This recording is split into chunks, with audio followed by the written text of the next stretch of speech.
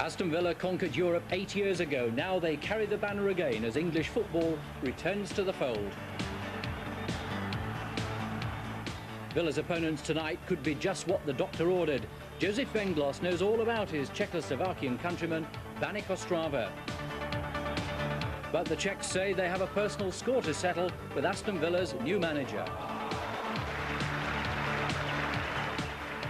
In 1968, Bobby Charlton lifted the European Cup for Manchester United.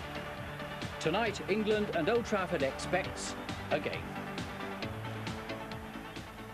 It's the night all English football fans have been waiting 5 years for, to say nothing of the players who've been denied a European soccer stage. Because they kicked off 30 minutes earlier than Manchester United, Aston Villa, runners-up in the league last season, tonight became England's first team back in Europe since the Heysel tragedy. Ironic that Aston Villa are now led by the Czech doctor, Josip Venglos, whose countryman of Banik Ostrava provided the opposition this evening. A team, incidentally, still angry at Dr. Joe for picking only one of their team for the World Cup in Italy. They were out to prove him wrong tonight in the toughest test so far of his reign at Villa Park. That's where we go now and join your match commentator, John Helm. The unique atmosphere of European football returns to Villa Park on a night significant for the future of English soccer as a whole. It's 6 years since Aston Villa enjoyed a night like this. But Nigel Spink has seen it all before. He was the stand-in hero for Jimmy Rimmer when Villa won the European Cup 8 years ago. The only other survivor of that memorable night in Rotterdam is Gordon Cowans, who's been stressing to some of his younger colleagues the importance of patience on these occasions. And this is the first Villa side sent into Europe by Dr. Venglos. The only difficult choice he had to make was between Ian Olney and Kevin Gage. The latter wins the vote to start tonight. Well, Banik have had to leave their captain and most influential player, William Hiravi, in Czechoslovakia with a knee injury. But two of tonight's lineup were called into the international side against Finland last month. Ivo Stash, the sweeper, and Karol Kula in midfield.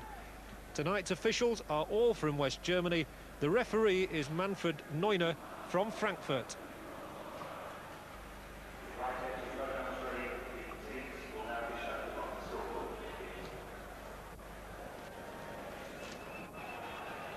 Pitch looking in absolutely wonderful condition. The turf was relaid during the summer, and it really is a marvellous comeback to European football for Aston Villa. And what a night of mixed emotions for Dr. Josip Venglos. He was very keen, in fact, to say hello to everybody in the Czechoslovakian dressing room before the game, and they came to see him too. And he's obviously a very respected and popular figure. And we are away with Banik Ostrava in the light blue shirts and white shorts. And they will be attacking the whole 10 to begin with. And their formation will be of interest. They play with the sweeper system, as most continental sides do. They favour the slow build-up, and they are renowned to be a very composed side. But Villa will be hoping to put them under considerable pressure here, and it seems strange, perhaps, for a Czechoslovakia manager to say that his team has got to play in typical British style tonight. And the ball played safely back by Paul McGrath to Nigel Spink, and nobody has been looking forward to this night more than him.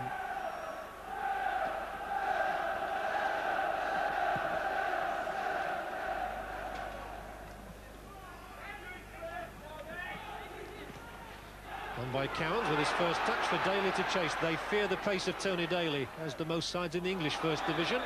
And the first free kick of the night awarded to Aston Villa. And Daly might well win a few of those this evening.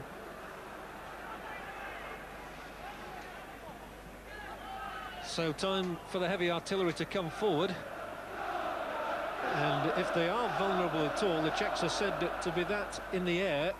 Coventry exploited that in a visit recently, and the goalkeeper didn't quite get there. David Platt, who's in the midst of an extremely good seam at the moment. He's scored in the last 4 matches and wants to keep the run going.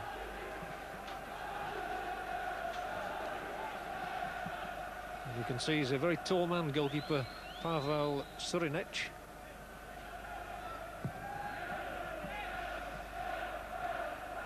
Nobody challenged Mountfield.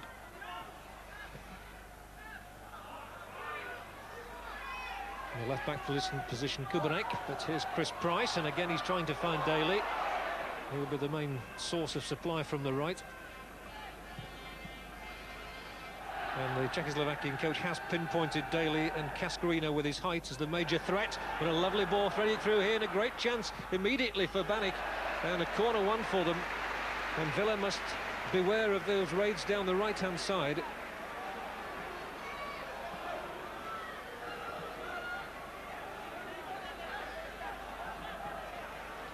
So in the first 2 minutes, Banik have a corner.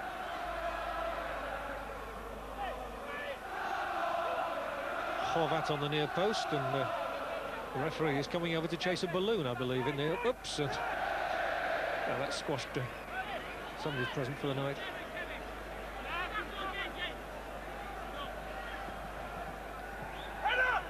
Bit flat, and easily out by Platt.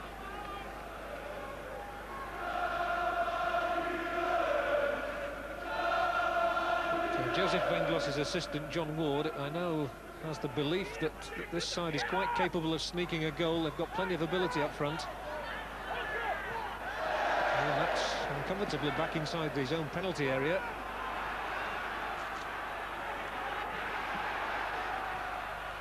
Now Daly has switched wings.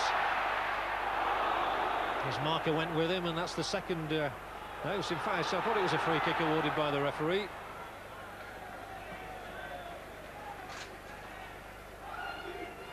So Tony Daly willing to roam around, switching flanks, and for the second time winning a free kick.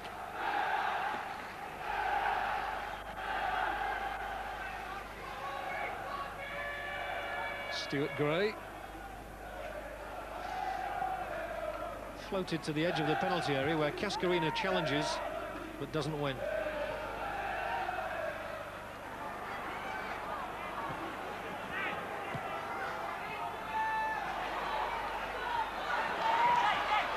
Losing out to Platt. Now Price. Can't find Cascarino though, and the man much in evidence is Kubanek.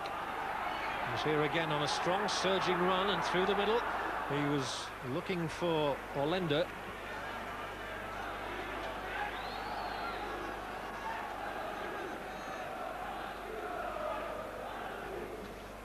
Paul McGrath. They'll always try to seek out Cascarino up there. Daly trying to get him behind him. Tony Cascarino, who came on as a substitute for the Republic of Ireland last week, to good effect.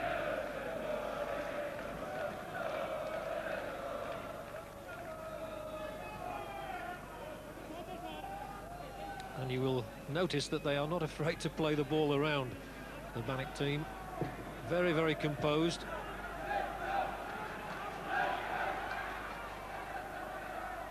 Here is Ivo Stash once more, who made his international debut against Finland last month.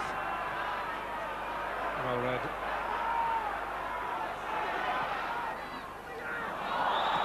And another free kick, this time it's against Petra Scarabela.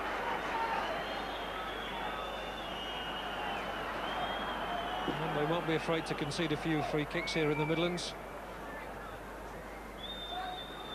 Nielsen wanting to take it quickly. Daly had made one run. Here's Cascarino, other side of the penalty area. It might just come down. Daly was in there hustling. Still Daly inside the penalty area. Can't locate Cascarino. But Gray's on the ball. Easily out by Stash, but only as far as Price. Oh, delightfully taken. Good control by Platt. Another of the marked men, who was one of the three picked out by the Czechoslovakian coach. His World Cup exploits, well renowned now. Price. Once more Cascarino up. It didn't come to him, it comes instead to Cowans. Good support play from Derek Mountfield. Daly with the first time looping cross, and the keeper set off and then didn't come. Platt.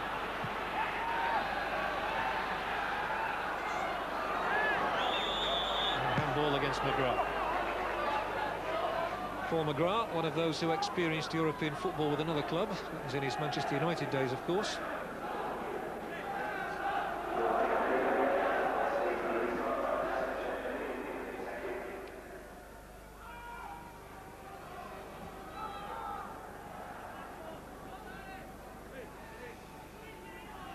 Extremely young side, Banik. Stash here, for example, number 23.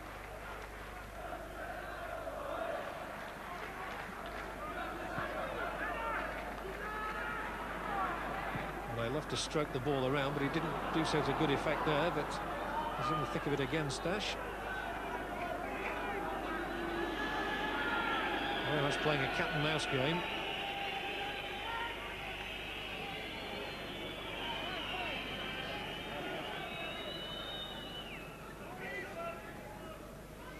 Banik.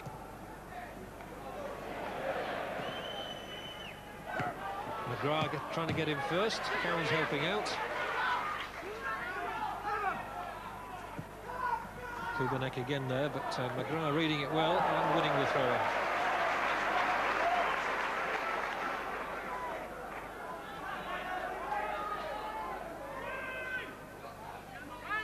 Cascarino, he got the touch for Daly. Now then Daly will run at them. 3 defenders in front of him though. And Stash showing his qualities. Locked entirely unruffled, but here's Platt taking up a good position. Sirinicek off the line. And that's where Platt is so dangerous, getting in behind the back line of defence.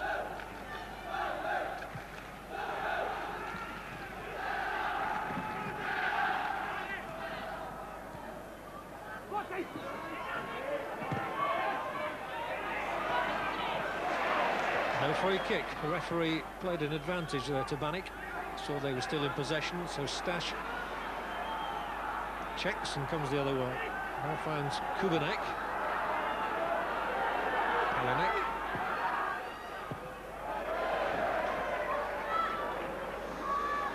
Derek Mountfield, another of those delighted to see English clubs back in Europe. He enjoyed his forays with Everton back in 1985, and they won the Cup Winners' Cup.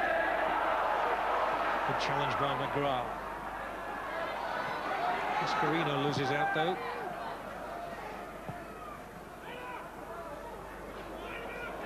Nearly flicked off the top of McGrath's head there. Heelek trying to get around McGrath. They might concede a corner here. Good solid defender. Often used in midfield, of course, by Jack Charlton for the Republic of Ireland.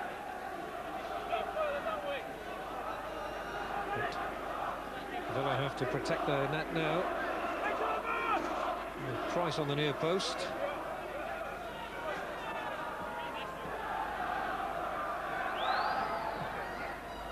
And that's meat and drink for Nigel Spink.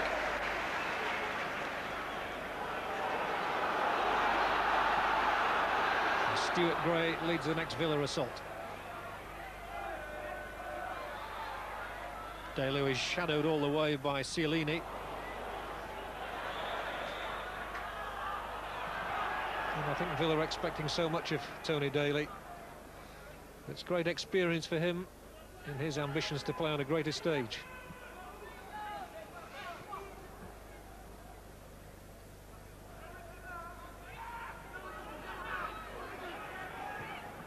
Useful ball forward. And the man chasing is Hollander. And the flat cross could have had them in trouble, and still Horvat tries to turn it back. And a good bit of defending done by Gage. Kevin Gage proving his worth to the side there, and finding Platt as well.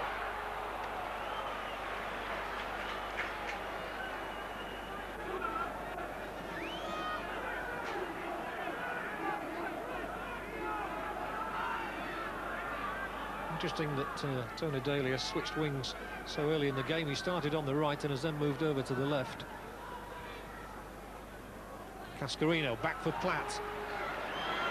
Almost a case of too many cooks there.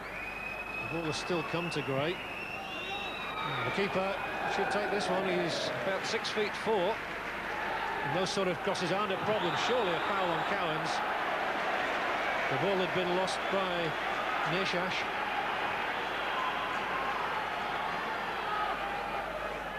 And I think Dr. Venglos will be happy with the way Aston Villa have started this game. They're doing exactly what he wanted, and that's playing in the traditional British manner of trying to get at the opposition. Cowans with a free kick. Cascarino can't get in there. Away by Hollander. And here's one for Chris Price to make sure of.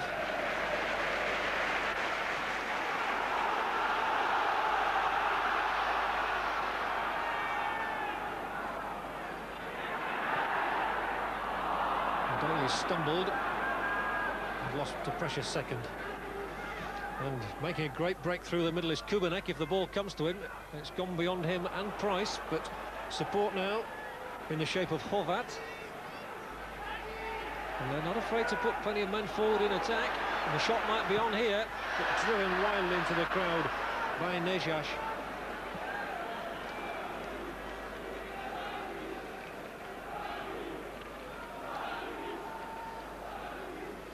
What was impressive about that move was the way that a lot of players were running off the ball, and Nejash here had a good sight on goal, but never set his sights.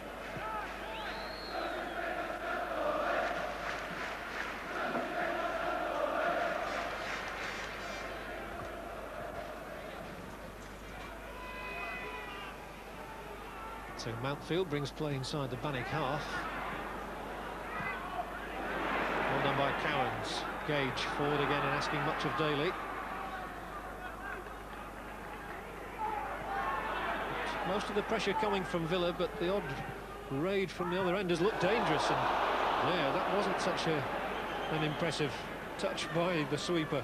Stash completely missing his kick, and it was a good job nobody was behind him. Platt won it fairly. Still goes on. Only Cascarino in the box to cross to, though. It might still come to him. Daly's arrived. Cascarino with a chance here if he can get around the defender, and Stash making a good, strong challenge. Won the ball and set his own man in motion. This is Kula. Kula, the international, and a good ball inside here. Horvat. And they do look extremely quick when they come on the break. And you can imagine there'll be a handful in Czechoslovakia.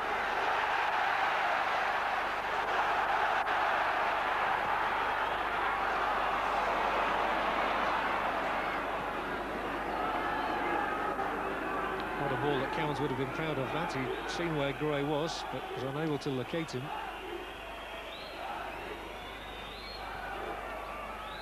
Scarabella comes into the Aston Villa half.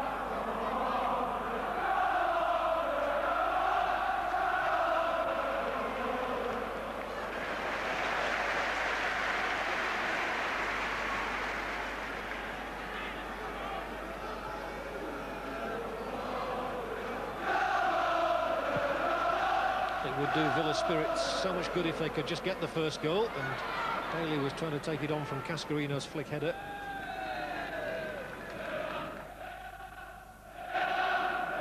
It's of paramount importance tonight, of course, that Aston Villa don't concede a goal, with away goals in Europe counting double. I'm sure that will have been one of the messages rapped out by the Czechoslovakian manager, of the Aston Villa side.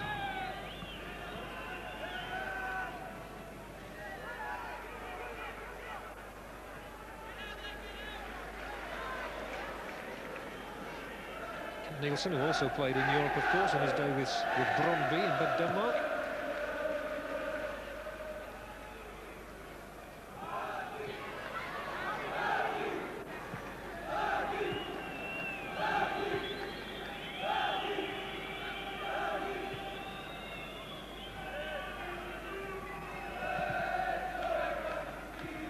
Can they find Nejash? That'll be a free kick against Kevin Gage. Gage, whose ball-winning qualities won him the vote over Ian Olney for this home leg. He's only figured in the away league games so far.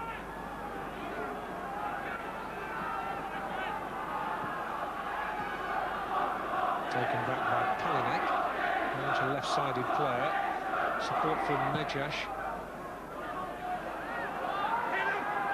Kula.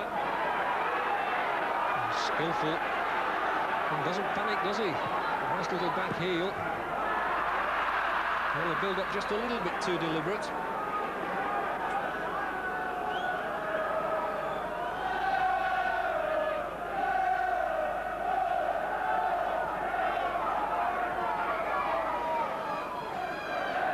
Banik Ostrava will be happy to have come through the opening stages unscathed. They must have been fearful of Villa hitting them early on. Well, there really hasn't been a clear-cut opening in the game as yet.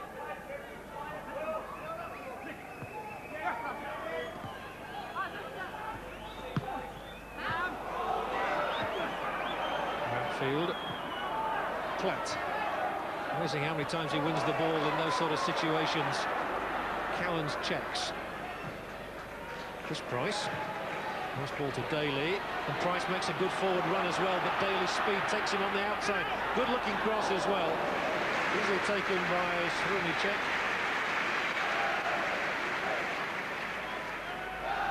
And Daly has come back onto the right flank. Here's one for Hollander to chase with McGrath. One by the latter.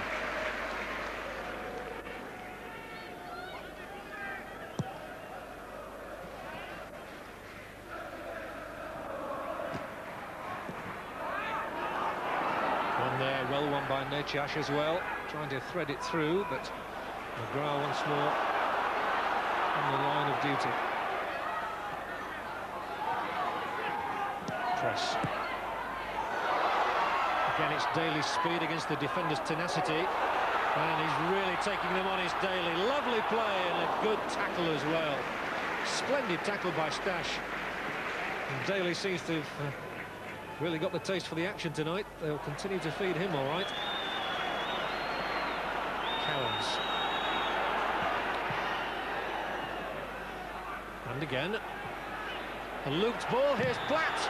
The keeper off his line. The whistle had sounded for offside. David Platt once more taking up a position behind the back line of defence. There's a lovely chip ball over the top to him.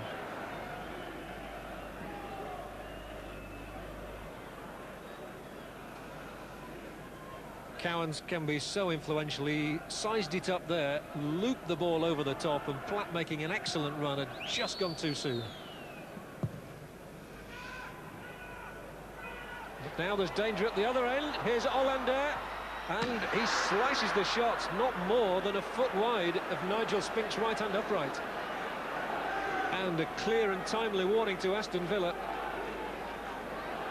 Hollander has scored 5 goals in 5 games back home, and this one would have been a treat for his team. He just couldn't finish it.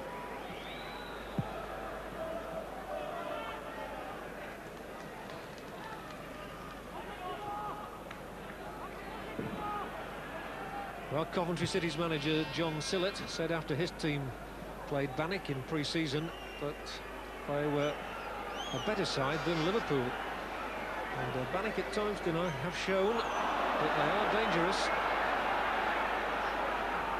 And a lot must be going through the mind of Aston Villa's Czechoslovakian manager. John Ward, sitting at his right side, went to see Banik in Czechoslovakia a couple of weeks ago.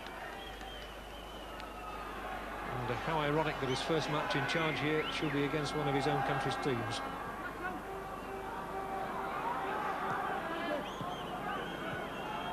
Kulinak. He again comes forward. I know Villa were hoping to profit from that, but they've not done so as yet.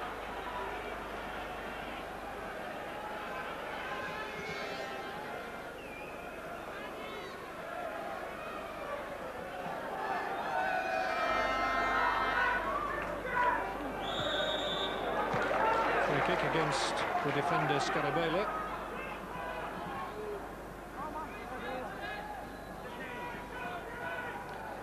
But it's a salutary lesson for Aston Villa that, despite all their pressure, the best chance of the game has fallen to the opposition.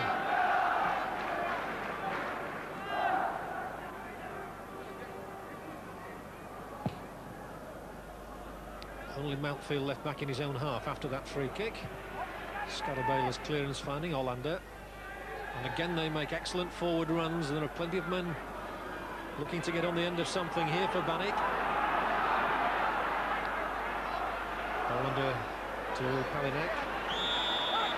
And there's going to be a free kick here in what might well be a very dangerous position indeed to Aston Villa.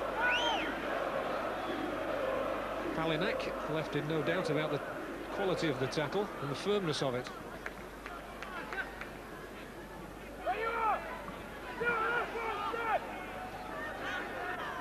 So danger here as number 10 Nechash goes over. He might well swing it in with the left foot. He might hit it with the left foot, and he does to no great effect for his side.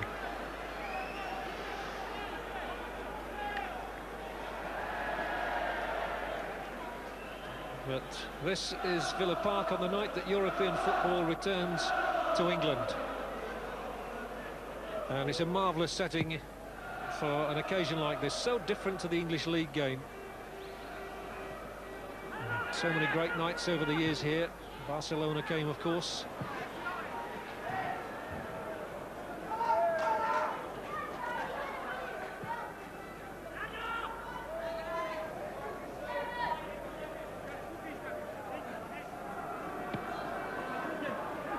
Well, Banik may not have a Johan Cruyff in their side, as Barcelona did on that occasion, but they've got some very talented performers. And presumably a young side that's going to get much better too.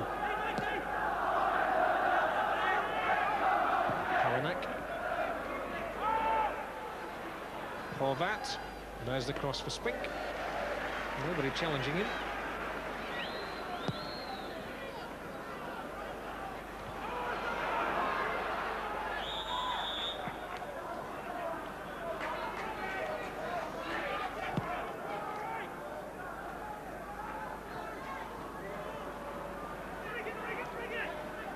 So Mountfield will try and pick somebody out in a good position, obviously, here, and Daly makes the run, so does Price. It was a bit too predictable, maybe. And they're all behind the ball, the Banik players. One of them there was Cialini.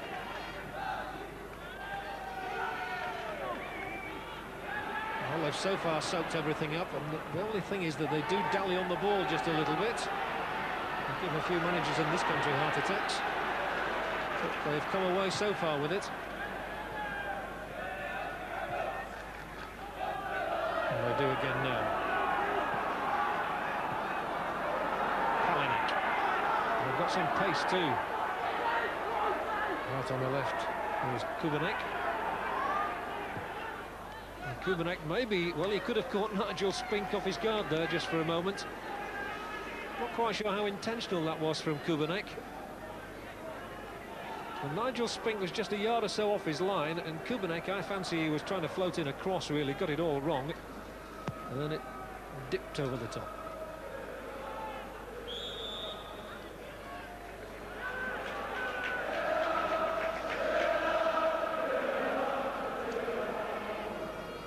And the visiting side do have good pedigree. They finished second in the first division in Czechoslovakia last season.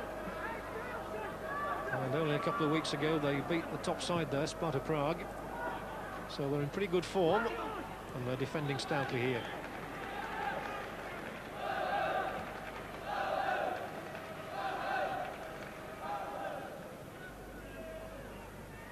Stash.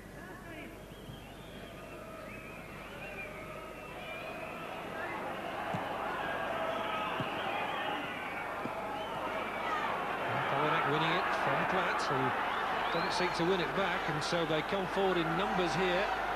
This is Kula. They're not afraid to have a go, but so far they've not troubled Nigel Spink.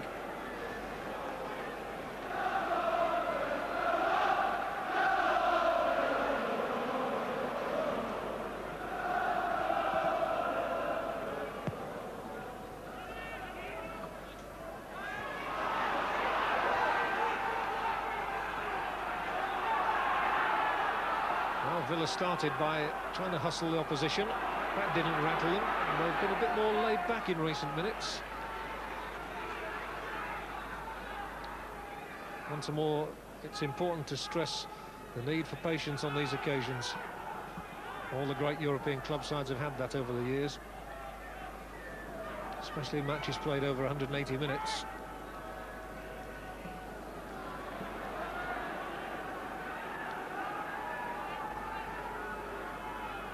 Throwing his left to Kula. One of those on international duty recently. And there's the longish throw. Doesn't trouble Mountfield. And between them, they somehow contrive to get the ball away. Callens can't win it cleanly.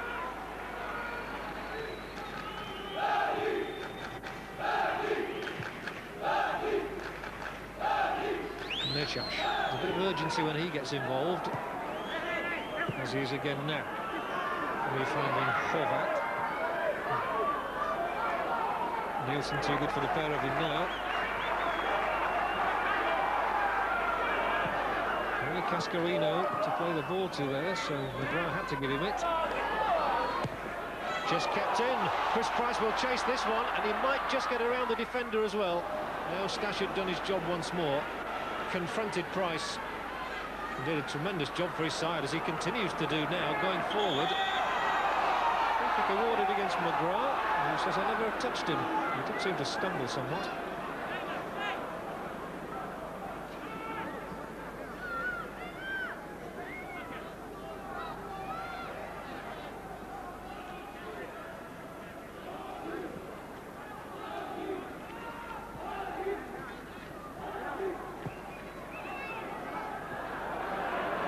Touch for McGrath, finding Cowans, turns inside and almost played himself into trouble. Well, Daly's got searing pace, but he'll do well to get this one, but he's won it. Did well there, Tony Daly.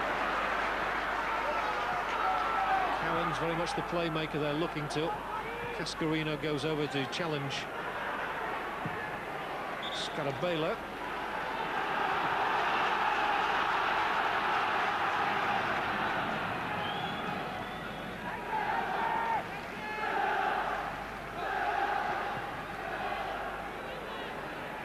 Scarabella with Cascarino, chancing across now.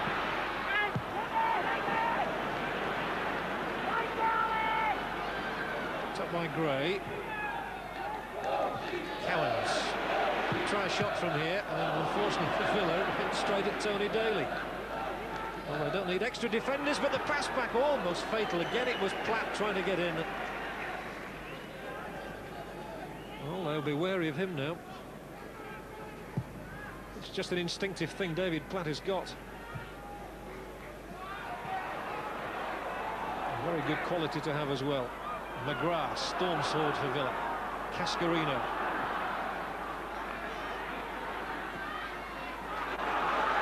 Cowans found by Platt. And who can he find? He might find Platt again as he came racing into the penalty area. David Platt does take up these marvellously intelligent positions. Cowans there, though, cracking that ball straight at Tony Daly, and it came to naught as a result.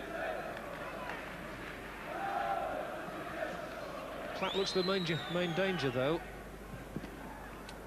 apart from Daly's pace. Stash. Now Kula.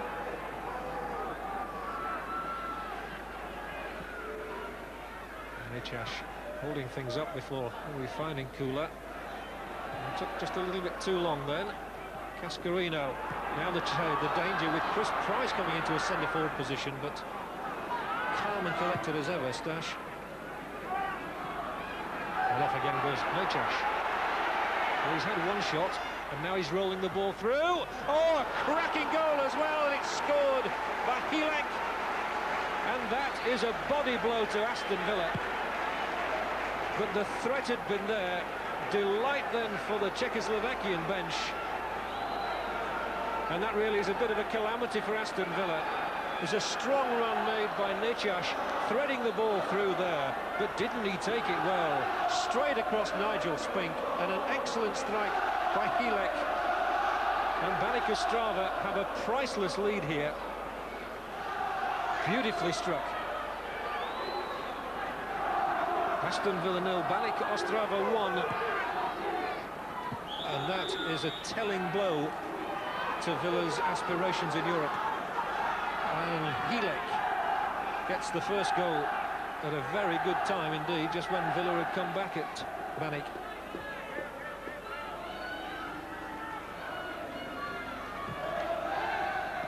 Villa need to reply sharply, and they do!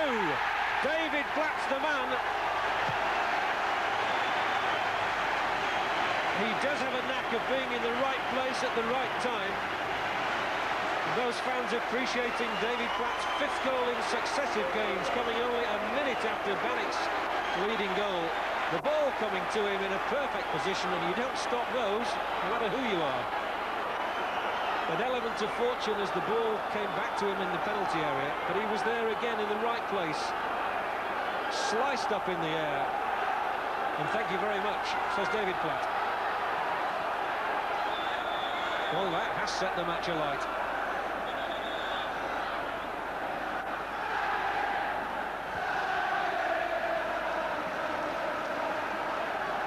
He does have this marvellous penchant for popping up in the penalty area and scoring vital goals.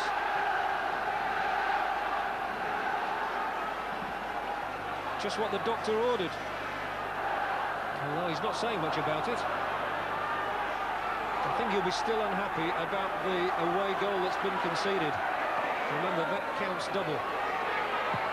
But at least it's a lot happier scene here now than it was 4 or 5 minutes ago. The Villa fans had just been rather stunned by that goal from Filek, but David Platt had a swift response.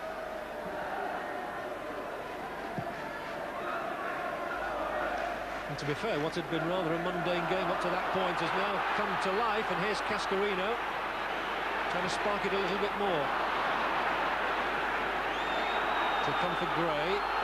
And there's 2 or 3 people up in the penalty area still there to cross it to. He couldn't find any of them though. And it's booted to safety by Neshash. This looks more promising. Here's Paul McGrath. Could try a shot himself. McGrath over the top of that Banik crossbar. Just got a little bit underneath it. It doesn't figure on the score sheet very often. But Paul McGrath taking up a good position just on the edge of the area there. And might just have snatched it a little. Not a bad effort, though.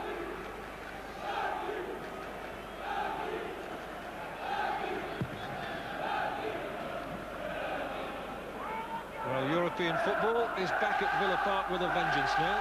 This is what they've come to see. And they're seeing a very good contest now.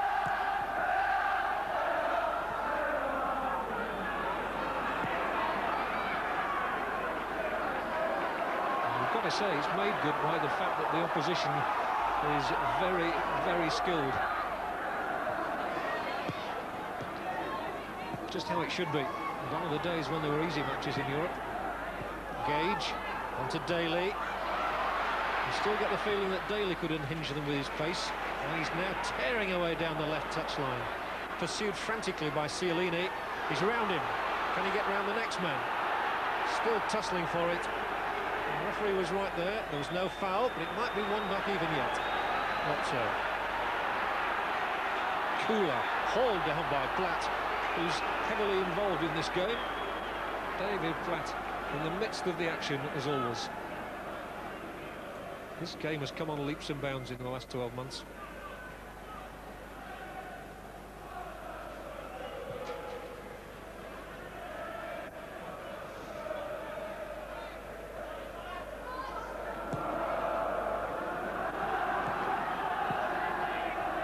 They show this propensity for playing the ball around. There's some articulate footballers in their side, no doubt about that.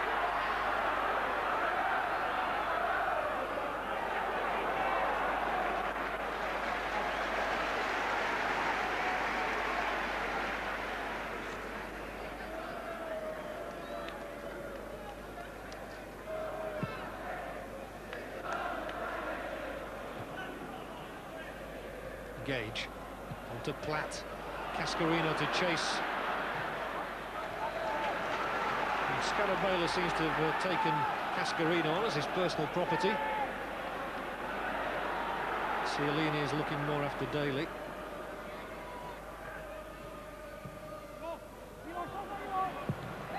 Easy enough for Stash to clear and Hollander to chase. He won't bother.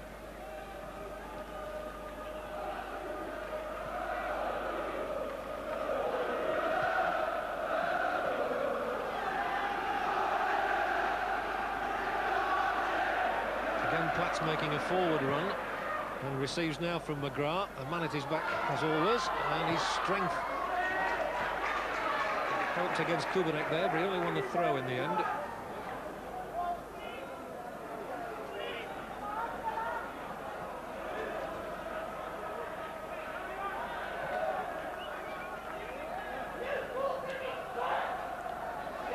Tony Daly acknowledging the ball. He's been Much to the fore in this first half.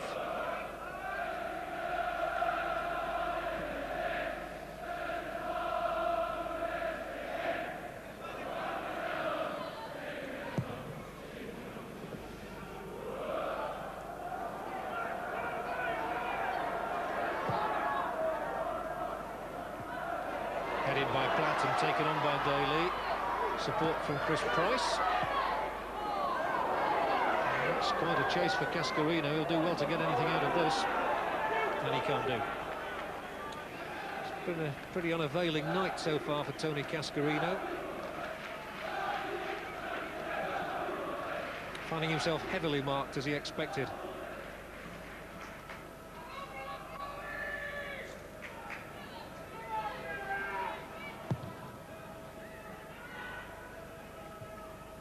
Nielsen forward.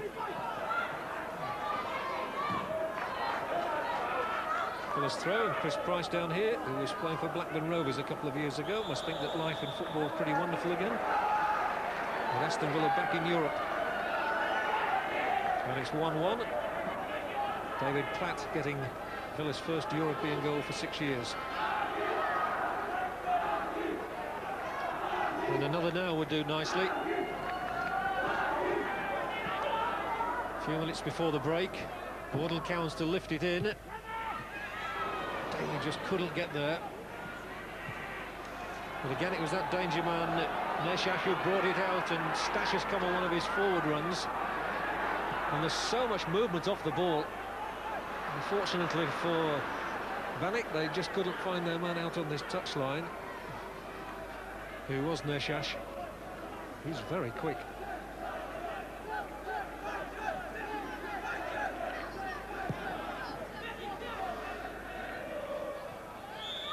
Free kick against Cascarino. So he'll continue to battle. The former Millwall striker, who's scored in both games here at Villa Park in the league this season, against Coventry and Southampton.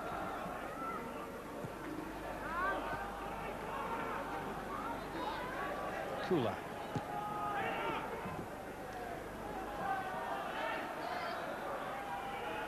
Well, they have some deft little touches, and they've put Aston Villa under some more pressure here.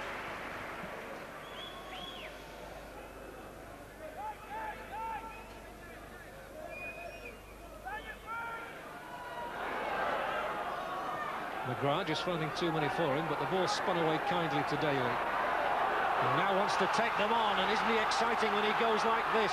Cascarino's on his left, Price is on his right, Daly keeps going. Well, he must have gone 60 yards there before the ball was finally torn away from his toe end. Well, what an exciting run from Daly. Pity he just couldn't finish it.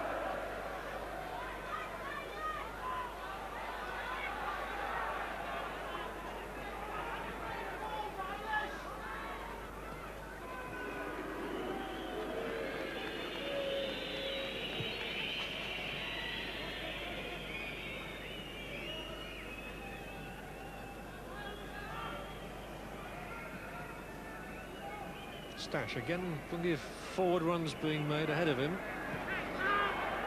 He picks out Kubanek. And the man who wears number 3 pops up all over the place, Kubanek there. He's in possession again now. Rolling it back from Neshash. He's been at the heart of some of their better moments. Olander. Daly wants to go on another run. I thought he'd have still been exhausted from his last one. Not so.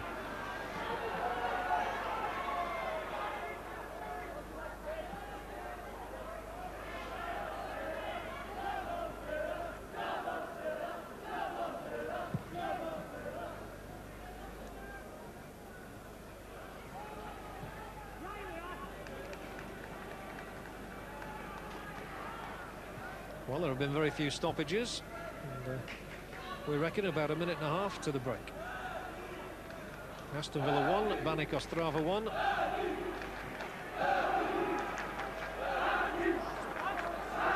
Neshash.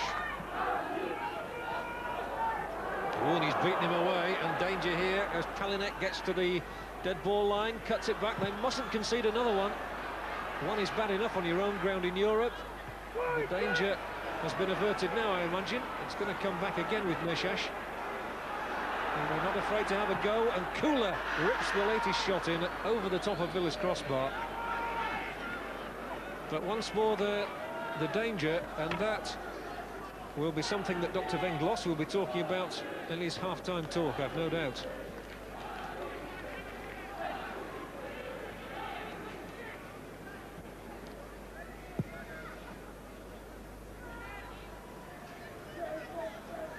Daly.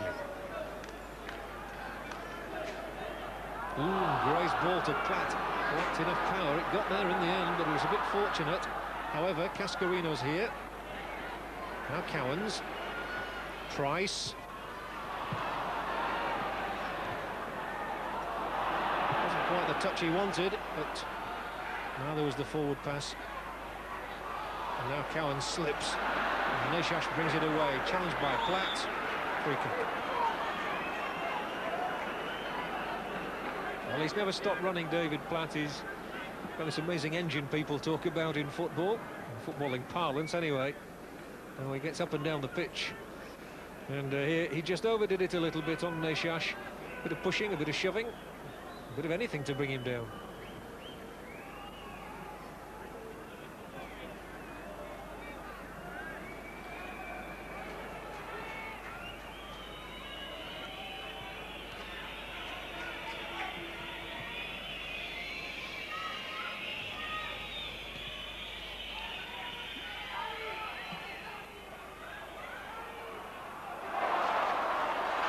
McGrath comes and gives to Cascarino and takes it back.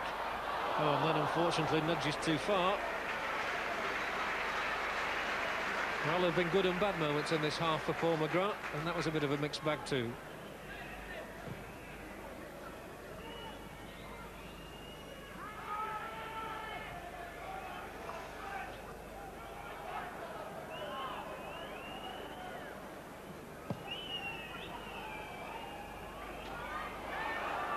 Cascarino chases on, and Srenicek had just come off his line in time. It's the last action of an interesting half, which ends all square, but there was certainly panic for Aston Villa when Banik took the lead with a beautifully struck goal from Hilek. But within a minute, David Platt had hit the perfect reply with an equaliser from only about 7 or 8 yards out.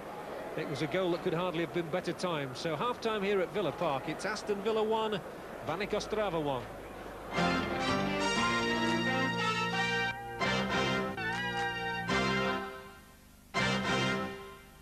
It took a typical David Platt goal to keep Aston Villa in the match against Banik Ostrava in the UEFA Cup game this evening. Can they build on it? We'll find out now as we go back to Villa Park for second half commentary from John Helm. All set for the second half then at Villa Park, and perfectly set up at Aston Villa 1, Banik Ostrava 1. And all the action of that first half encapsulated in the 2 minutes with David Platt, the goal scorer, here again. And a change made, as you can probably see, number 14 there, Ian Ormonroyd, has been thrown in for this second half by Dr. Venglos, and here he is, Ian Ormonroyd, the tall, lanky figure. On the ball now, still stumbling and trying to get it through, and he's replaced Kevin Gage as Platt goes in again. Keeper's off the line, and a sprightly start by Villa. David Platt again at the hub of it.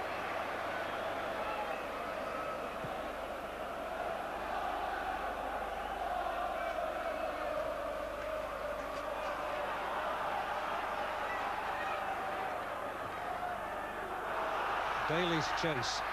Breasting it down, and the throw.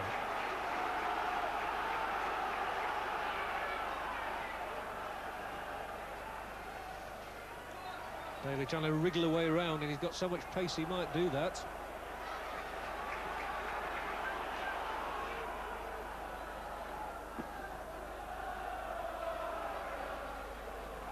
Ormonroyd again, looking to cross it maybe, and does so, did so well as well, but cleared as far as Horvat.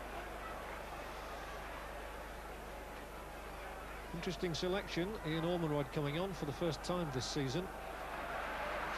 But they shouldn't have been surprised by that goal from Radimir Hilek. He scored in 3 European ties for Banik last season. He's done so again here.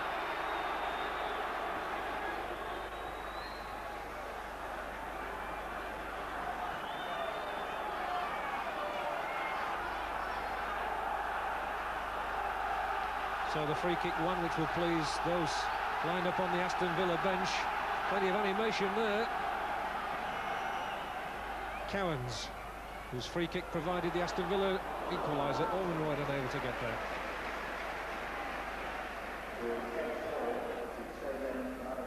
Well, the message is rapped out loud and clear.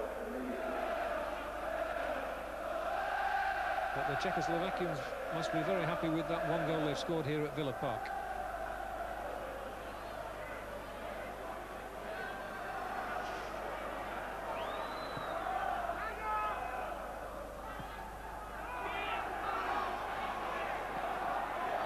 Taken by Ormenroyd, and he's done well to find Gray. The tackle back important by Kula. Excellent start to the second half for Villa, though. Putting a lot more pressure on here as Ormenroyd again gets in, and his hustling is posing problems, and the substitution by Dr. Venglos is already appearing to work. I think he wanted Ormenroyd's height and his nuisance value in the opposition penalty area. Well, he's 6'4" is Ormenroyd, and he's taken the near post here, and he'll look for the flick on, and as it turns out he flicks it behind the net himself. Ian Ormenroyd, known as Sticks. Big money signing from Bradford last year.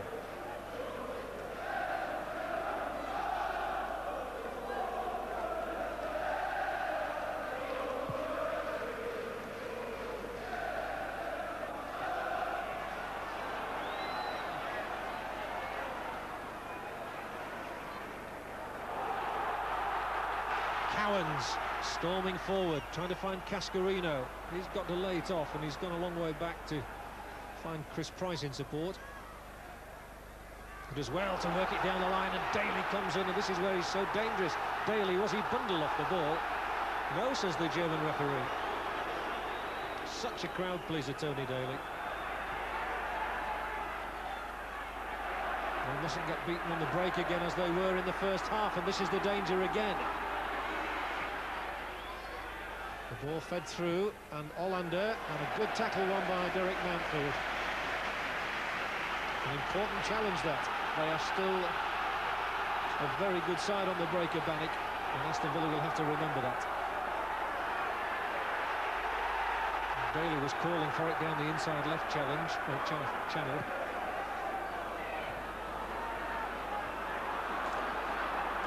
Out to Neshash.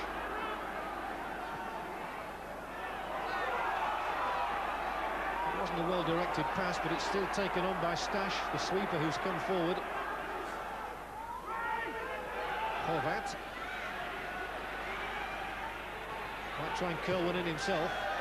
Well, he sliced it so badly, it's not even going to be a goal kick. Well, that was a defender's finishing.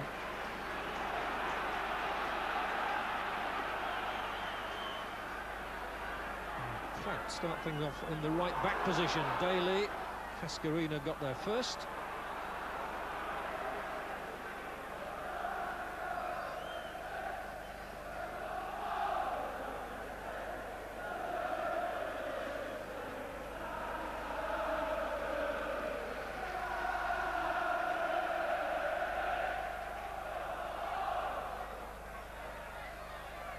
Daly works it inside to Price this time. Cascarino beaten once more by the defender who's never left his side, Scarabella. Well, unfortunately, Cascarino has stayed down. And we wait to see how serious that injury is, and sportingly the ball is played out by the opposition, allowing time for the treatment to Cascarino. And I think it's got to be said that Banik are an extremely sporting team. Something John Ward was talking about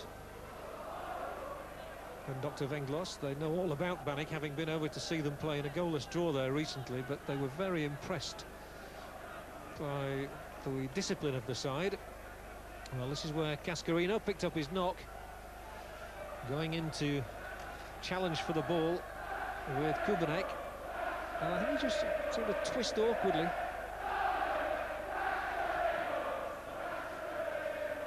Well, they need him for the rigours of First Division life, week in, week out. And having just disrupted the side a little, Dr. Venglas will not want it changing any more. He's discussing it with John Ward at the moment. He's brought Ian Ormonroyd on for this second half, and to good effect. This might alter the thinking once more.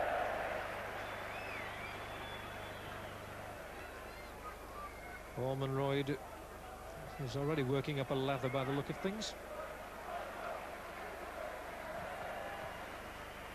And Cascarino is gingerly hobbling, but he's looking in some discomfort, and you can't really see him coming back into the fray, to be honest. And so that's altered the tactics once more.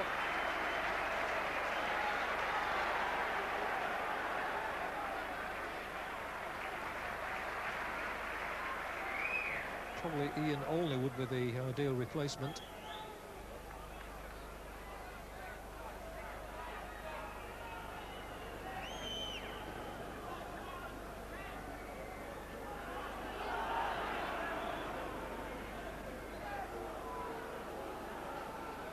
And indeed, it looks like Ian Olney is going to be the choice.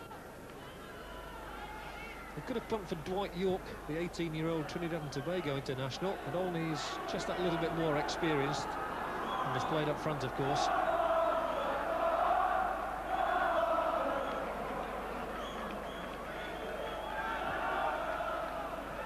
Banik finding Neshash.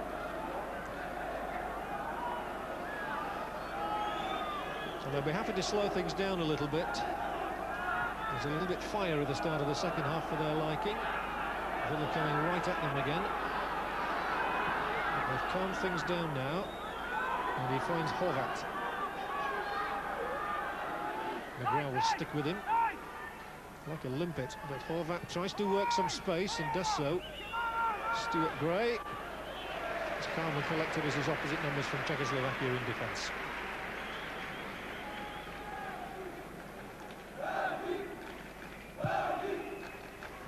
Interesting kick from Spink. He saw Ormonroyd in space, and it was a delightfully worked manoeuvre.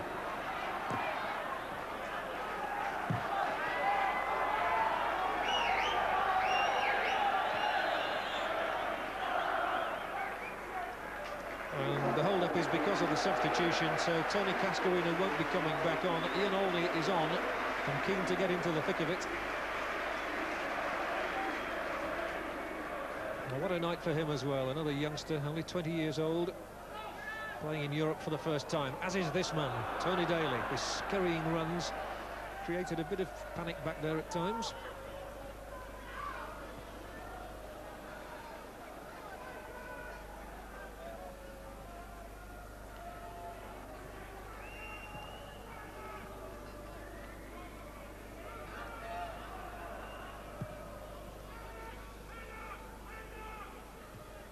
Mountfield has done a good steady job there in the middle. He's got some defending to do now though. Kula waiting for some support inside the penalty area. McGrath's there, but knocks it straight down to the goal scorer. That's Hilek. He wasn't let him have another go. He proved his danger.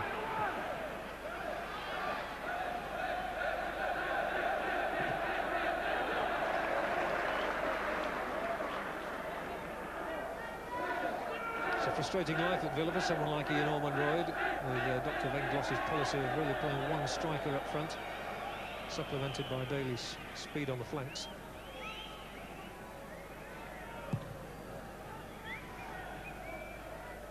It's gone through to Daly, and he takes it on. He's got support on his, well, just behind him now from Price, who decided to have a crack, and it was a disappointing finish. Chris Price can do better than that. A regular goal scorer in his days at Hereford and Blackburn. And Tony Daly had held it up nicely for him. There was nothing wrong with trying the shot, but he had to keep it down.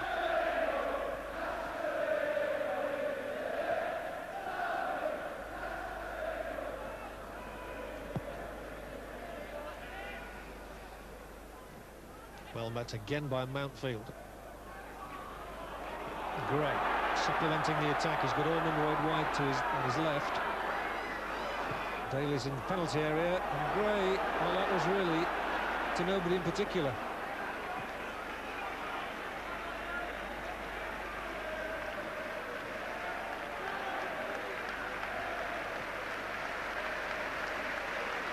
No doubt about it, Villa need another goal tonight. And Tony Cascarino is being taken away in a chair. Almost a trolley-like. He couldn't walk to the dressing rooms. A disappointing sight for Villa.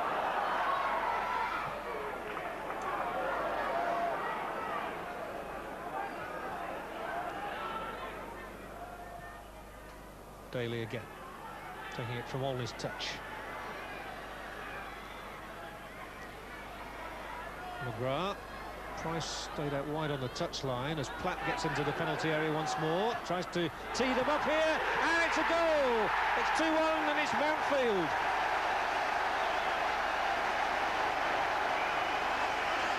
Chris Price getting in. Beautifully worked move with David Platt at the heart of it. Now watch the movement here off the ball. Excellent.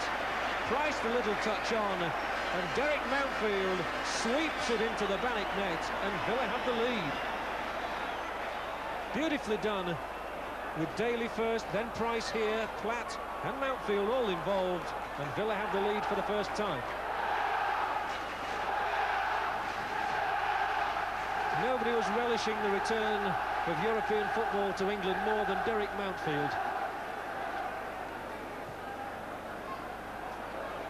And it's been a rich return for Mountfield.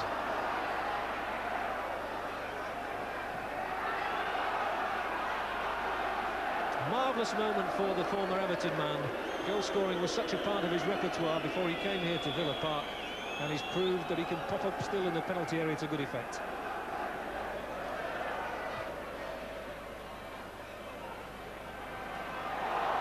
Ormonroyd.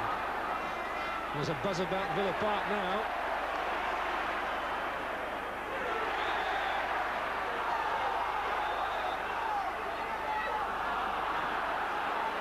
Free kick is against Aston Villa and not for Gordon Cowans.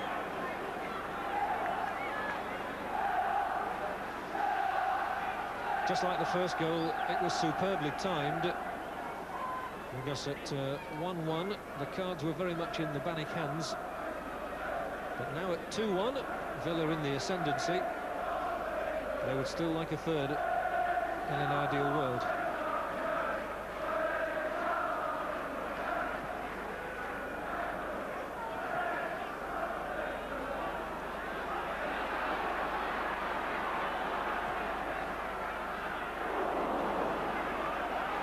Neshash, he's the danger man at the moment. It's a good ball as well, and taken on by Hollander. And, although Spink dived down for it there, the referee says the ball's gone out of play. What a wonderful build-up it was to the Aston Villa goal there. David Platt holding things up so delightfully, as he's done for England on many occasions. Price teeing up Mountfield, and you don't stop those.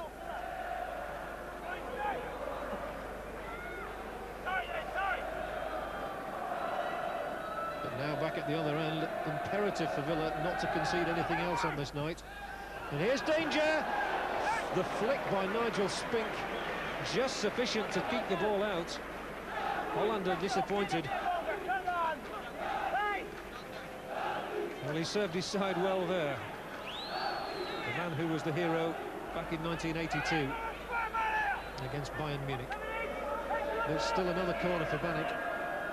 And the Czechs will be looking for a second.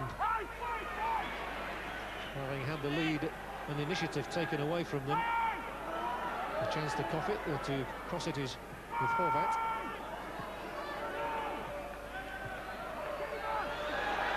And they've got to get this ball out. It's still in the danger area. The little side foot didn't quite pay off. That was from Banik.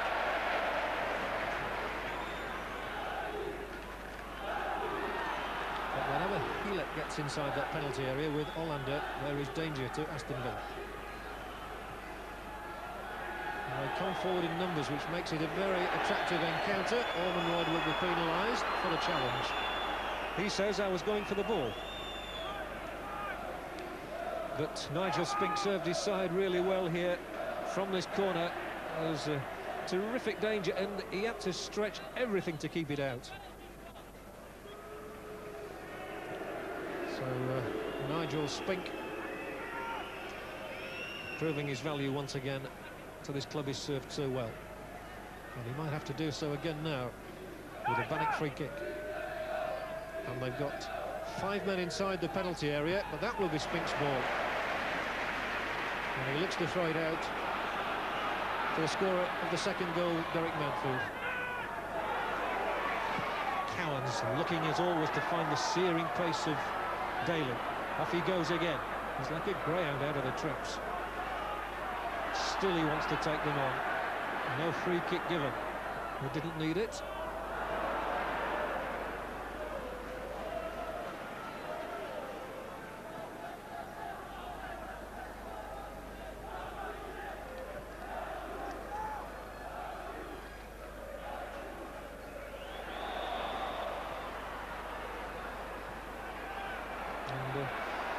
Gordon Cowans walks away, wisely so, as the player left down there is Kubanek. Up he gets. Now Price, who played such a vital role in the goal.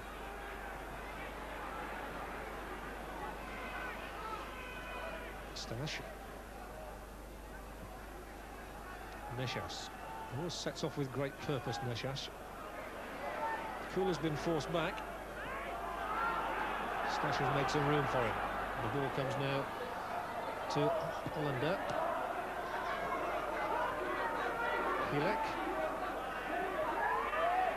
He runs at them in the same way Daly does, and Hielek goes on. He's scored one, and he's in the penalty area again here.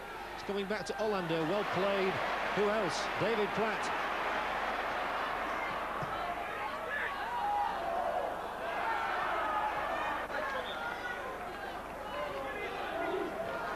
Quite remarkable how David Platt gets back to help his side out in those situations, and a minute later you might find him bobbing up in the other team's penalty area. Hopefully so from a Villa point of view.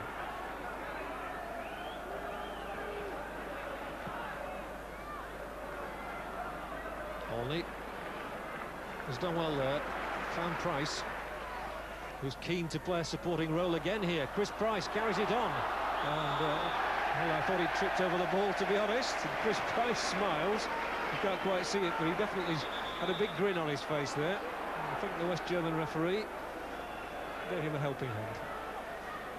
Nonetheless, it's Villa's free kick, 30 yards out, but Price here will watch, see if he stumbles. I thought he did.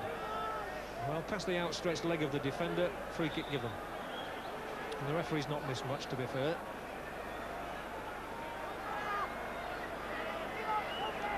And Gray on the ball.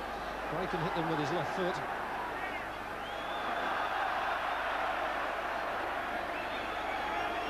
And only trying to find some space in the Czechoslovakian wall. Instead it's Gray's shot, and it fizzes over the top. Stuart Gray was with Nottingham Forest as a junior during their European Cup triumphs, and here he's looking to take part in a Villa one. He never actually made that Forest first team when they were winning on the battlefields of Europe.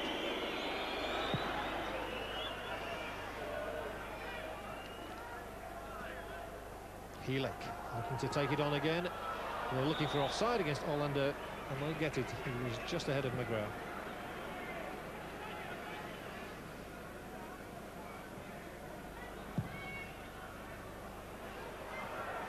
Ormonroyd wins his aerial duel with Kula and goes on. Here's Ormonroyd. He was blocked.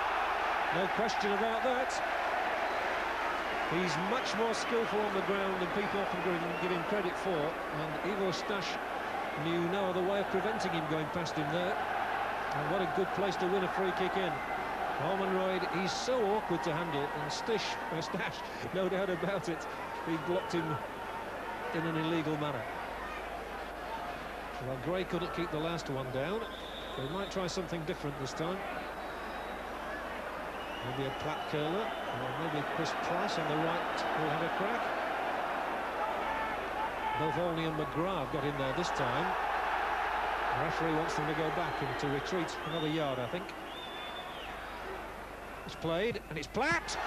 Screaming shot and an excellent punch save by Strunicek. The danger's still here, though. Keeper comes and again gets a fingertip to the ball, and he's fallen over into his own net, actually. He's picked himself up now.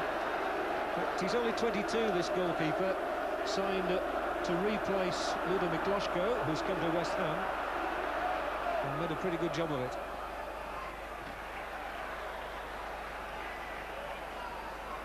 So it was an unnerving moment for the goalkeeper. A nicely worked free kick, although Platt didn't have much time to take the shot. The wall rushing at him, and an instinctive stop. So Platt, a potent weapon again. And the Villa fans are really getting behind their side now at the Holt end.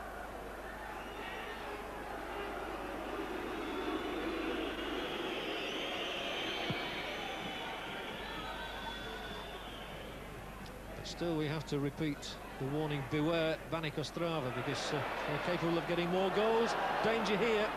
Kula is the man on the ball. Horvat. And there's the shot, going a couple of feet wide from Kubanek. But again, that will act as a warning to Aston Villa. A 2-1 lead is too slender. Nice build-up. Kula started it. Taken on there by Horvat. And then Kubanek couldn't get it on the mark, and it was a good 4 or 5 feet wide.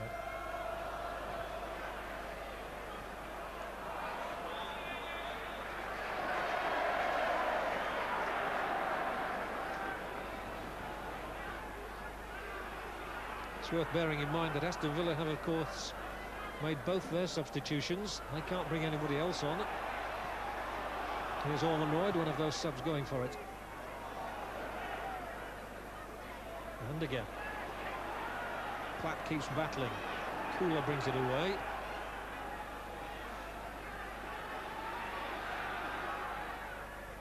Strong running by Stash, who's in possession once more. And there's plenty of men up once again. They're searching an equaliser. They'd see 2-2 as a tremendous triumph here. Kubanek. Stash again. Kubanek, he's just had one shot, and Hollander, not a bad try. Hollander, the top goal scorer in Czechoslovakian football at the moment.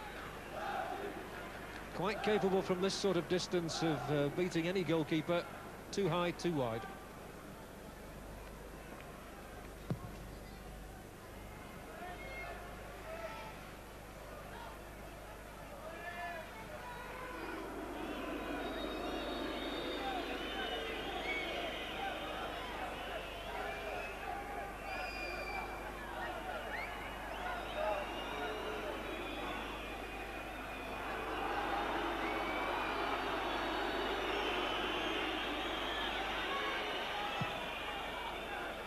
Time, I suppose, on Banik's side in a way, at 2-1 having got the away goal. Villa, with the urgency, need to get a third if they can.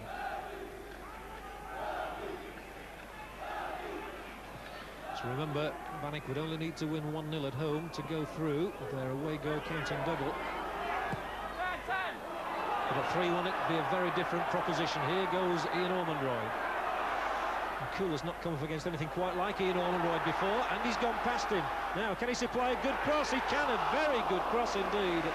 Unfortunately for Villa, Ian Olney just not able to put it away. But a searching run and a teasing cross from Ormonroyd, who did well to get around Kula. It was a bit of a wrestling match, really.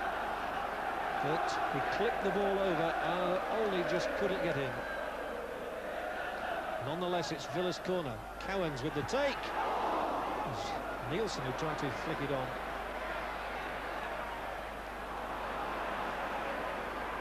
The ball lost and the raid is on. Daly does a bit of defending right in front of his manager's box. That would have pleased him.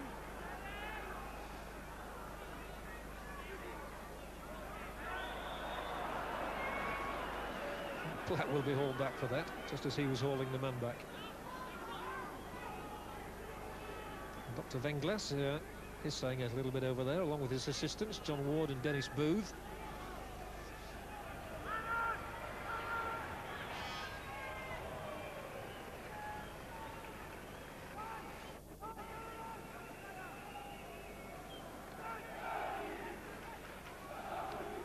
Aston Villa 2, Banik Ostrava 1.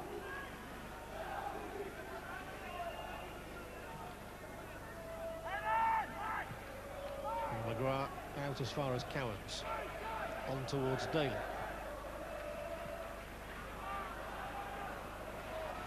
It's going to be some contest in Czechoslovakia.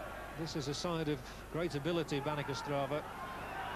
They're lying 7th in the National League at the moment. And they're coming here looking for a second goal at Aston Villa, having plundered one in the first half, which is going to be of great value.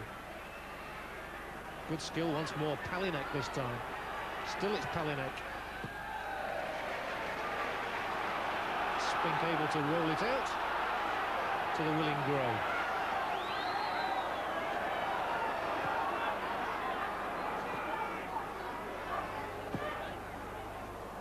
Cowens to Ormond. Shields it well. So they've got to be incisive in the danger part of the field at the moment, in the last quarter. And they're trying to do that with Olney now to Price, who set up the second goal.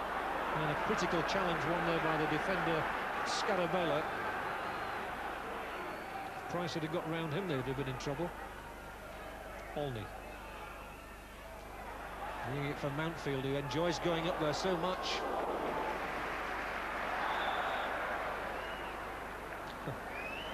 And if Derek Mountfield has scored some important goals in the Football League, well, he scored an important one in the UEFA Cup tonight.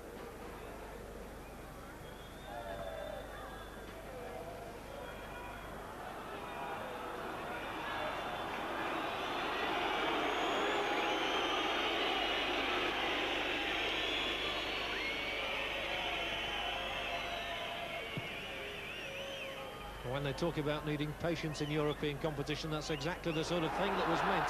Olney takes it on now. The crowd were just getting a little bit restless there. And they'll get to even more restless now after that challenge by Palinek on Olney. He insists he was going for the ball, but Palinek becomes the first man booked in this encounter.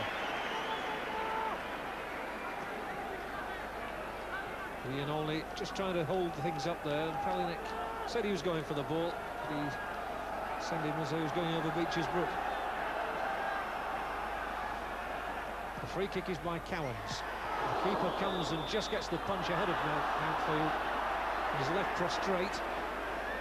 And if he didn't hear the whistle, he probably won't want to hear one at the moment. It might increase the headache.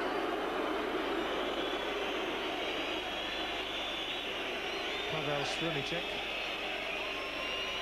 staying down.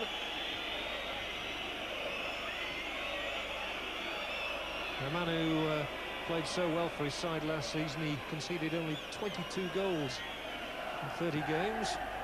And here he had to be brave.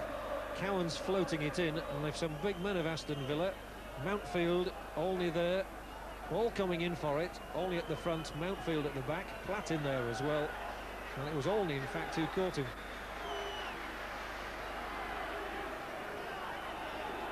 Which earth am I on? And he's complaining about the use of an elbow by Ian Olney.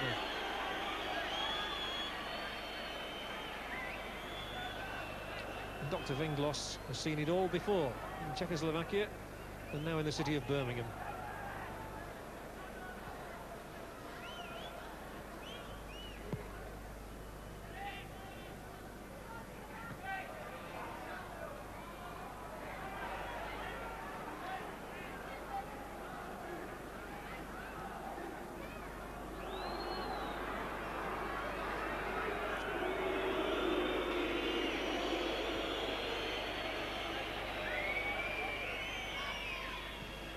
So we're inside the last quarter of the match at Villa Park. A notable re-entry for English clubs into Europe, with Aston Villa holding a 2-1 advantage. But very conscious of the need of a third goal, probably. There's a safety margin to take to Czechoslovakia with them in 2 weeks' time.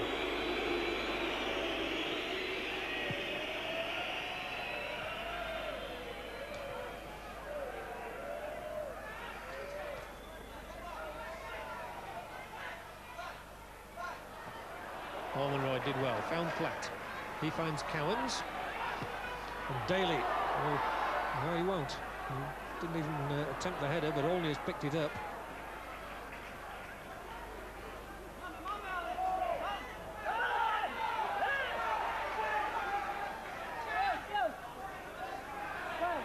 Here's Cowans, one of those survivors from 1982. Spink in goal, the other one. Des Bremner, another of that side, is in the crowd tonight. Nice floated ball, Platt's header! So unlucky. A typical David Platt strike. Well, they appreciated that of this man who scores some spectacular goals with his heads. Trying to get on the end of Cowan's ball there, did so superbly and was so close.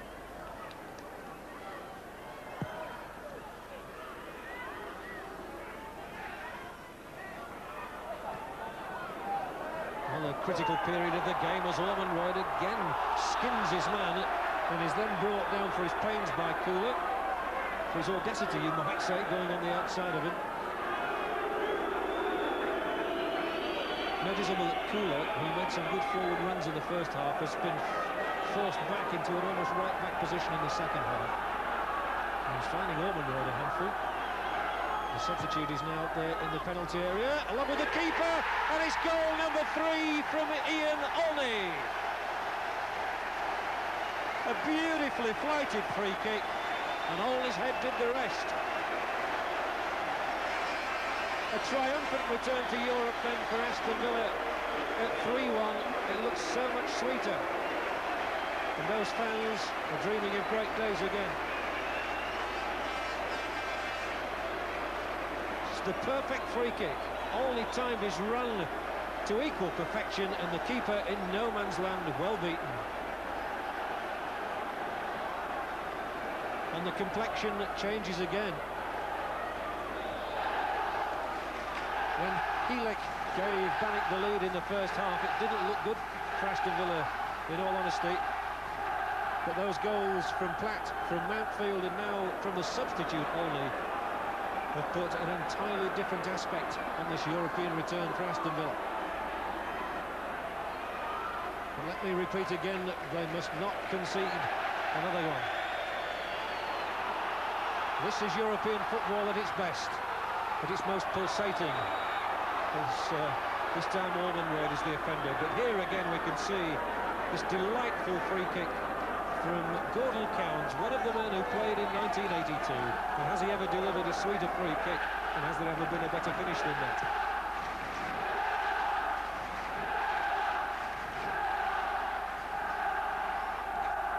So the Villa crowd really roaring now. 3-1, and they want more.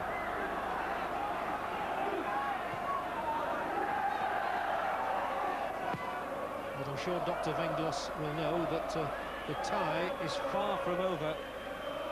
When they go back to Czechoslovakia in 2 weeks, Banik might well be a very stiff proposition, and he knows it better than anyone.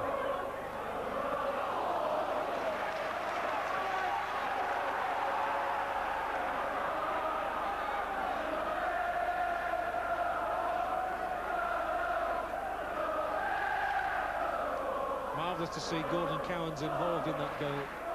Sweet free kick. And here goes one of the younger breed, Daly. He's enjoying his first taste of European football and tests Rumicek.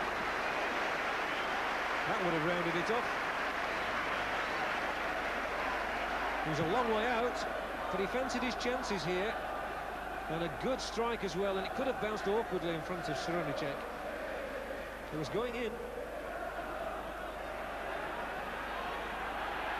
Here comes Stash, and he can hit them as well, and Spink has to twist in mid-air to turn that one aside. Ivo Stash brings a smile from the face of Nigel Spink, who appreciates a good striker of the ball. Vital save by Spink. So we've seen the best of the 82 survivors. Cowan's providing a goal, Spink saving one.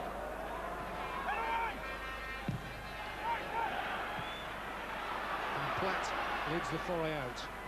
Not very far though. Here's Kula. Most experienced man in the side.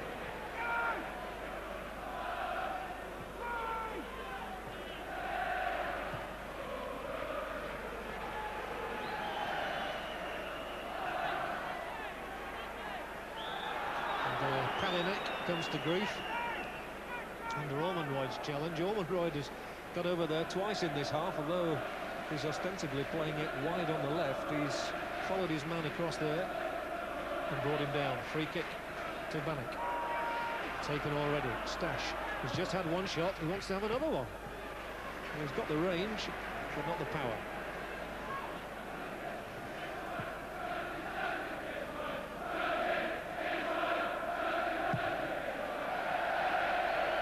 Incidentally, the other great hero of that 1982 triumph, Peter Withe, was actually playing in a match this evening for Huddersfield Town Reserves, not far away from here at Coventry.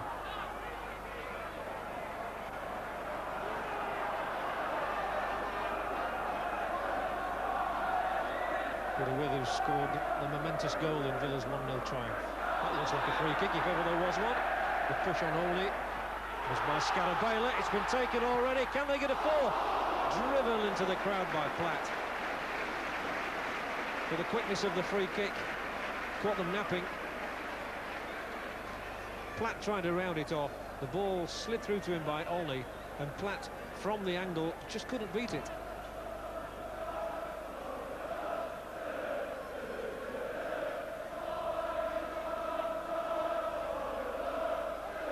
Well, they've enjoyed the return of European football to England and to Villa Park in particular.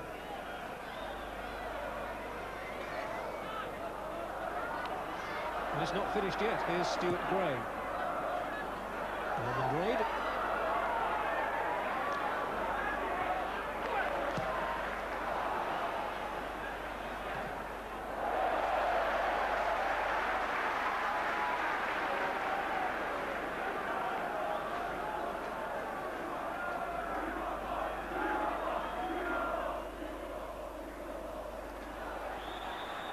Free kick is Villa's.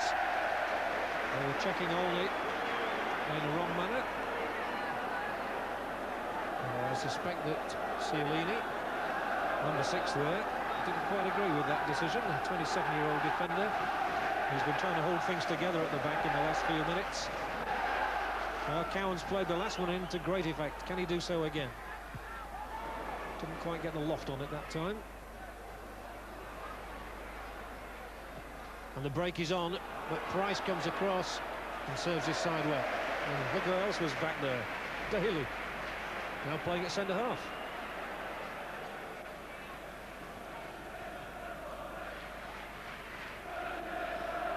A highly important 5-minute spell this now to the final whistle.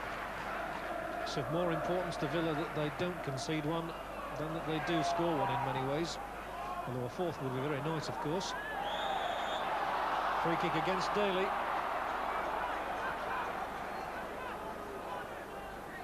And the referee has officiated with very good humour indeed. Herr Neuner from Frankfurt. His 2 officials from Hamburg and Dusseldorf. They were swapping stories on the way back.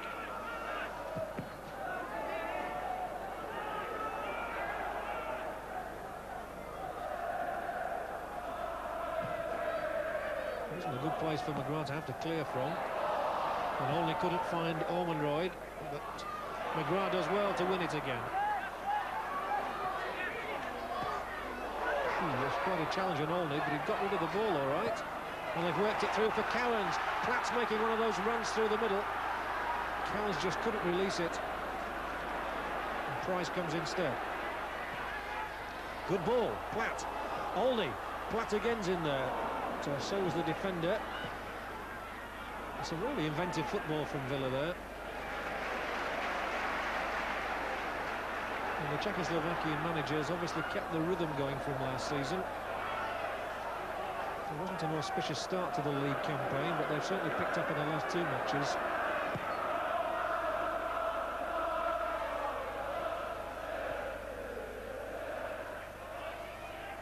Well, I was just going to say they're comfortable on the ball. Here's Ormondroyd. He'll hit the shot in. Oh, and put over the top by their own defender, Roman Cialini. Well, he must have his heart pounding at the moment, I imagine. They were a little bit too intricate in trying to get the ball out, and Ormondroyd whipped that one in, and Cialini could well have scored a 4th goal for Aston Villa. They wouldn't have thanked him for that. Wouldn't his own side, but here the keeper's under some pressure, and surely the whistle has sounded. And Ian Ormondroyd says, I never touched him, but Hollander is down and trying to impress the referee.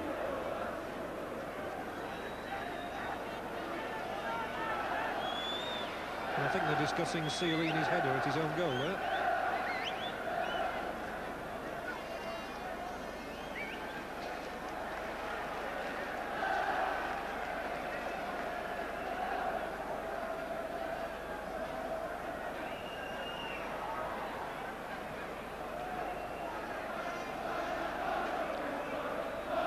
So a real flurry of action inside the penalty area, and Ormondroyd there, did he touch him or did he fall of his own accord?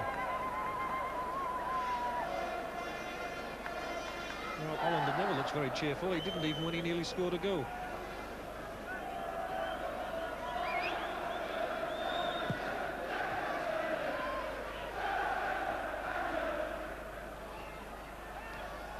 It's Aston Villa 3, Banik Ostrava 1.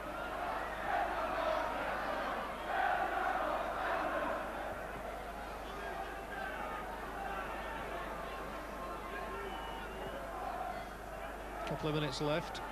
Bit of injury time maybe.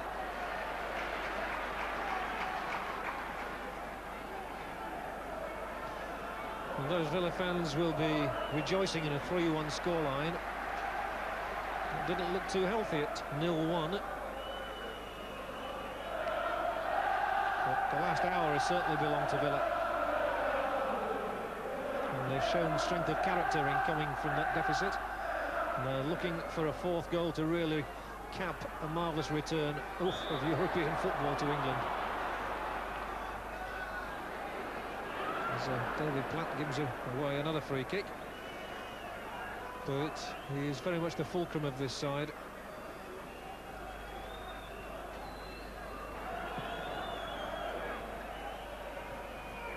Well read by Nielsen, who's been quietly effective as always.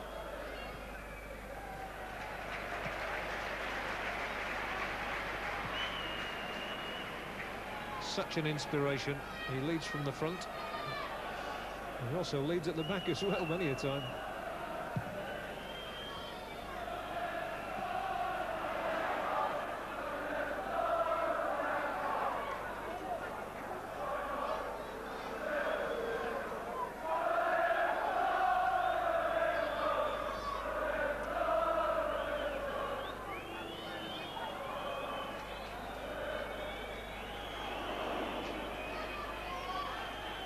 We've moved into injury time. Oh, and that will be another one, and it's going to be a booking for Ian Olney. Referee says that he tripped Stash. Olney, very much a hero a few minutes ago. A go with his header. Now the villain of the piece. Stash, he literally just catches his heel, and down goes Stash. And that's a yellow card for Ian Olney.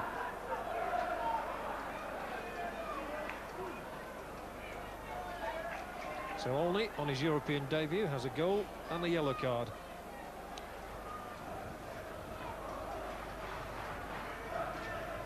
But Villa Park on this night has seen the return of European football in scintillating manner after the first sterile 25 minutes or so. And Dr. Venglos will be extremely happy to have led his team to a victory on their re-entry. even though it's against one of his own country's sides. And his knowledge must have been extremely valuable in the planning of this one. Wasn't a good clearance. Daly. Can they cap it with a fourth goal?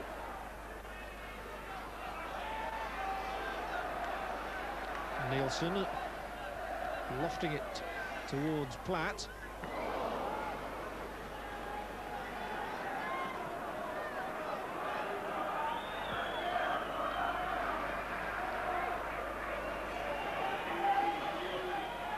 Won by Cowans, he releases Olney, Platt's in the middle, Ormondroyd's trying to get up there as well. Might come down for Daly. No, they've defended well against that sort of situation.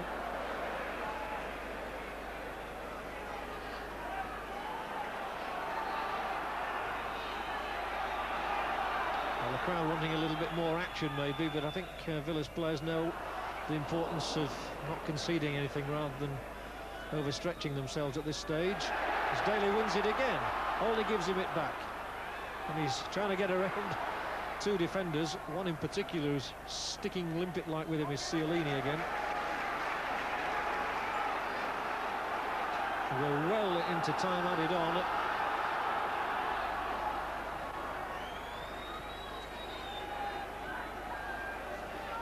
But there will be time for Cowans to take this throw. And they might as well have the long one and try and profit from it. Mountfield looking for Ormondroyd in there, and he's got the back flick. Platt might try and thread it through for Gray. And he has never stopped running.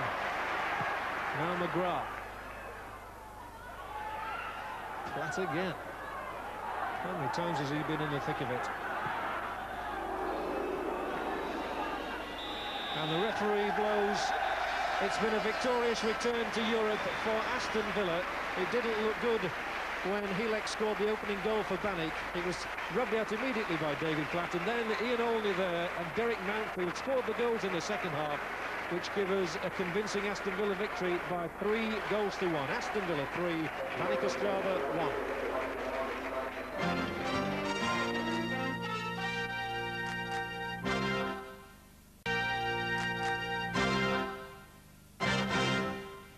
Welcome back. So a successful return to Europe for Aston Villa. After the match, Phil Mepham sought reaction from Platt, Cowan and their manager, Benglos.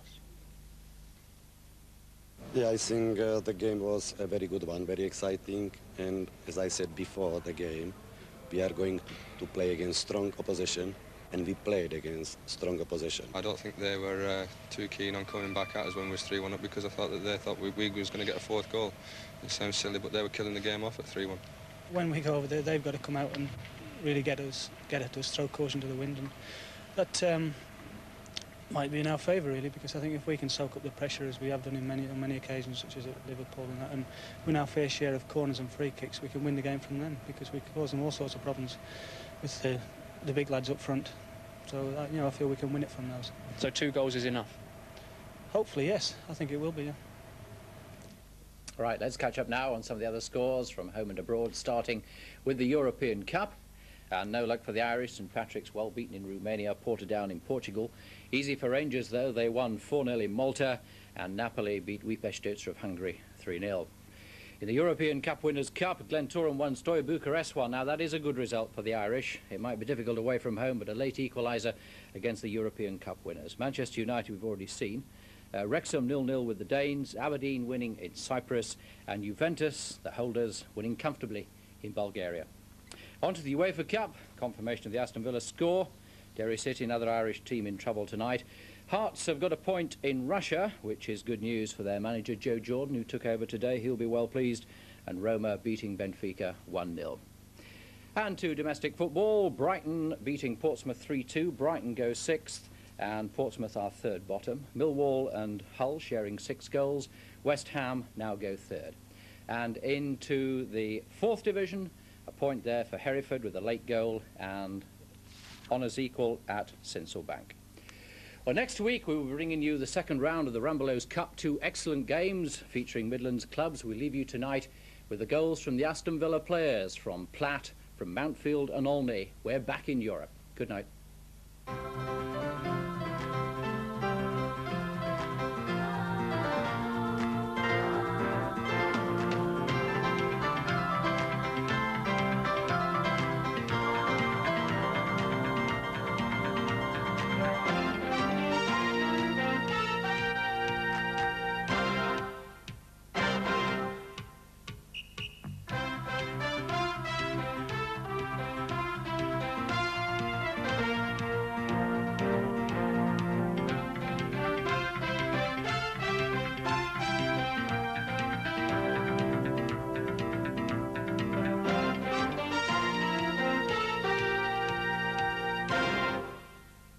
The early exchanges were much the same as against Banik Ostrava on Wednesday. The visitors scoring first, Villa quickly equalising. Andy Sinton gave Rangers the lead, using the space he was given to good effect before beating Cowan's Mountfield and ultimately Nigel Spink. But Villa were quickly level, Mountfield scoring his second close-range goal in 4 days. Once again, a Villa set-piece had reaped its reward. But they then lost their momentum as Rangers regained the lead after 29 minutes. Ferdinand was adjudged to have been felled in the area by Kent Nielsen. It was a decision the Dane was quietly unhappy with, but to his credit, there were no complaints. There was no doubt plenty of disappointment from Nigel Spink, who so nearly saved Wegerle's penalty. But once again, Villa quickly levelled, thanks this time to the much-maligned Ian Ormondroyd. Quick to turn, quick to assess, and quick to appreciate his first of the season.